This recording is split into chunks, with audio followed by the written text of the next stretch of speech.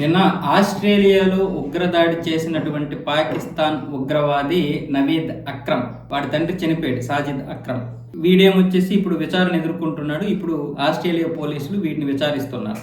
అయితే వీడి తల్లి ఏం చెప్తుందంటే, నా కొడుకు అలాంటి వాడి కాదు, వాడి దగ్గర అసలు ఆయుధాలు లేవు, వాడికి ఆయుధం ఎలా పట్టుకోవాలో కూడా తెలియదు, వాడు చాలా మంచివాడు, స్క్యూబా డైవింగ్ కోసమే వెళ్తున్నాడేమో అనుకున్నాం మేము, కానీ వాడు అలాగే వెళ్తాడు, వాడు చాలా మంచివాడు, ఒక కంపెనీ పెట్టాడు, అది కూడా దివాలా తీసింది, తర్వాత ఇప్పుడు తన కష్టం మీద బ్రతకడం కోసం ఇటుకలు మోసే పనికి కూడా వెళ్తున్నాడు, వాడికి మద్యం తాగడం కానీ సిగరెట్ తాగడం కానీ ఇటువంటి దురలవాట్లు లేవు, అయితే వాడికి ఎక్కువగా మందు తాగే స్నేహితులు ఉన్నా కూడా వాడు మాత్రం ఒక్క చుక్క మద్యం కూడా పుచ్చుకునేవాడు కాదంటూ తల్లి అయితే వాడిని వెనకేసుకొస్తుంది. అంటే అందరు తల్లిలు ఇలాంటి వాళ్ళైనా, లేకపోతే ఈ పాకీ తల్లిలు ఇలాంటి వాళ్ళు అర్థం కాలేదు. కానీ పోనీ ఏ తల్లికైనా సరే తన కొడుకులంటే అభిమానం ఉంటుంది, అదేం తప్పేం కాదు.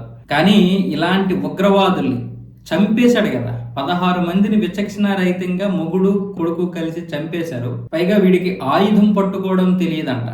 ఆయుధం పట్టుకోవడం తెలియనటువంటి మాటలు మాట్లాడితేనే వీళ్ళకి ఆస్కార్ లెవెల్ అవార్డు ఇవ్వాలనిపిస్తుంది. తల్లిదండ్రులే ఇలా ఉన్నప్పుడు వాళ్ళు ఎందుకు ఉగ్రవాదులుగా మారరు? తండ్రి ఆల్రెడీ ఉగ్రవాది, వాళ్ళ దగ్గర 6 లైసెన్స్డ్ గన్స్ ఉన్నాయి. ఇంతకు ముందు ఎంతమంది ఆ లైసెన్స్డ్ గన్స్ తో ఎంతమందిని చంపారో తెలియదు. ఇంతమందిని పొట్టను పెట్టుకున్నా కూడా ఇంకా నా కొడుకు అలాంటోడు ఇలాంటోడు అంటున్నారంటే వీళ్ళని ఫస్ట్ లేపు పడదొబ్బాలి. కొడుకు మీద ఉండొచ్చు ప్రేమ, కానీ ఉగ్రవాదిగా మారిన తర్వాత కూడా మీరు చెప్పకపోవడం, అలాంటి వాళ్ళని వెనక వేసుకొస్తున్నారంటే మీరు కూడా ఉగ్రవాదులే.